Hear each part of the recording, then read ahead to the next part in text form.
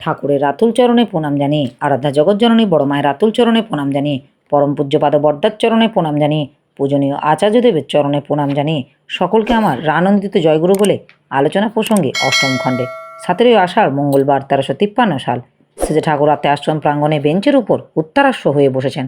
আকাশে খণ্ড খণ্ড মেঘ আছে, মাঝে মাঝে পূর্ব দিকে বাঁশবনে শোষ করে হাওয়া বইছে।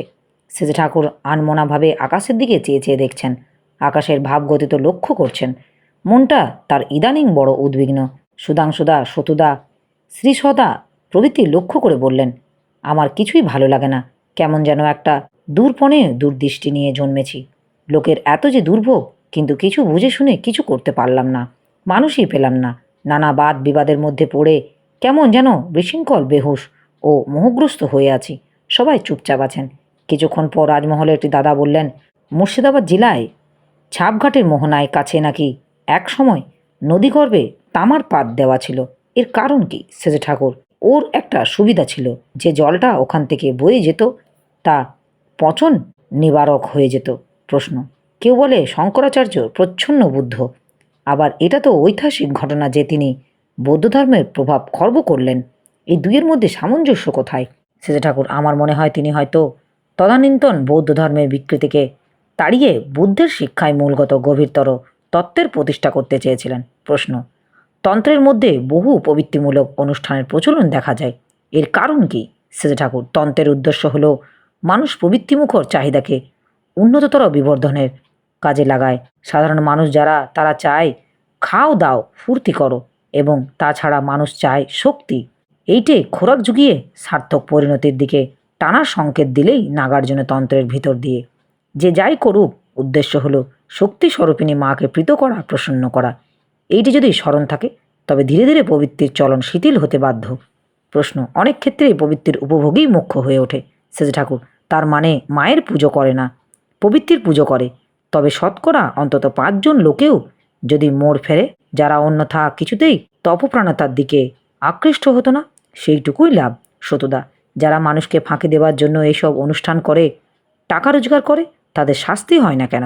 সেজে ঠাকুর, এইসব অনুষ্ঠান করার ফলে পরিবারের মানসিক আবহাওয়ার পরিবর্তন হয়, তার দরুন বাহ্যিক পরিবর্তন আসে। ধরো কারোর জন্য সস্তায়ন করা হলো, তখন সবার মনের মধ্যে একটা সুষ্ঠু প্রভাব চালিয়ে গেল, তারা সেইভাবে চলা শুরু করলো, তাতেই হয়তো অবস্থার পরিবর্তন হয়ে গেল। পরোক্ষভাবেও একটা ফল হয়। কাশিদা, আমাদের অনেক জায়গায় যে পুজো আর্চা করে আর কিছু করে না, তাতে কি হয়? সেজে ঠাকুর, শুধু ওইটুকুই সব নয়, তবুও মন্দের ভালো। অবশ্য মাত্রা ওতেই সমাজ উন্নতিমুখর হয়ে চলতে পারে না। যে দেবদেবীর আনুষ্ঠানিক পুজো করা হয়, তিনি যে গুণ ও শক্তির প্রতীক, ভক্তির সঙ্গে বাস্তব সেই সব গুণ ও শক্তির অনুশীলন করতে হয়। আচরণ সিদ্ধ গুরু চাই, গুরুনিষ্ঠা চাই।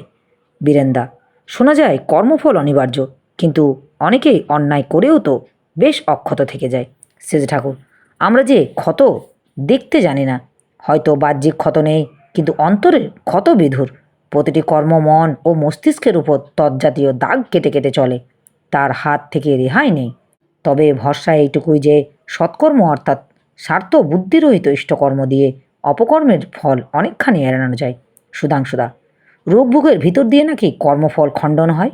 সেজে ঠাকুর, রোগ মানে শারীর মানস অসঙ্গতি, অরোগ্য মানে হলো পুণ্যবিন্যাস, হলো রুগ্ন অবস্থায় নামপরায়ণ ও আত্মবিশ্লেষণ মুখর হয়ে অভ্যস্ত দৈহিক ও মানসিক অনাচার কদাচারগুলিকে প্রত্যক্ষ করে সেইগুলি নিরসন করতে শুরু করলে তাতেই প্রায়শ্চিত্ত হয়। ভবিষ্যতে অনেক দুর্ভোগ এতে প্রশমিত হয়। শারীরিক ও মানসিক সদাচার একান্ত প্রয়োজন। খাওয়া দাওয়া চলাফেরা সম্বন্ধে খুব সাবধান হতে হয়। খাদ্য যতই ভালো হোক না কেন, অপবৃত্তি ও অপ্রসন্নতার সঙ্গে খেলে সে খাদ্য শরীরের কোনো কাজে লাগে না, বরং মানসিক অপবৃত্তি ও অপ্রসন্নতার ফলে কতগুলি গ্রন্থি ও শরীরের অংশ ক্রিয়া করে না, তার থেকে অসুখ আসে। তাই যার তার হাতে খাওয়া ভালো না, শরীরের জন্য বিশেষ প্রয়োজন একমুখী শারীর মানস উৎফুল্লতা। এইটে যার যত বেশি থাকে, তার রোগ প্রতিরোধ ক্ষমতা তত বেড়ে যায়। হয়তো মশার কামড় খেয়েও ম্যালেরিয়া হয় না, অবশ্য সাধারণ স্বাস্থ্যবিধি পালন করে চলাই ভালো। একটু থেমে বললেন, নিজস্ব পর্যবেক্ষণ থাকলে অনেক জিনিস ধরা পড়ে, বোঝা যায় কোনটা ভালো কোনটা মন্দ। আমি যখন মাছ খেতাম, 2-4 দিন একই জায়গায় প্রস্রাব করলে সেখানকার ঘাস মরে যেত, কিন্তু মাছ খাওয়া ছেড়ে দিয়ে দেখতাম অমন মরতো না, আমার মনে হয় মাছ খাওয়ায় শরীরে বিষক্রিয়া বাড়ে, তাই অমন হয়। আমার এই আলোচনা প্রসঙ্গে কিছু ভুল ত্রুটি হয়ে থাকলে আপনারা আমায় ক্ষমা করবেন। উপস্থিত দাদা, ভাই, বোন, মায়েদের আমার আনন্দিত জয় গুরু।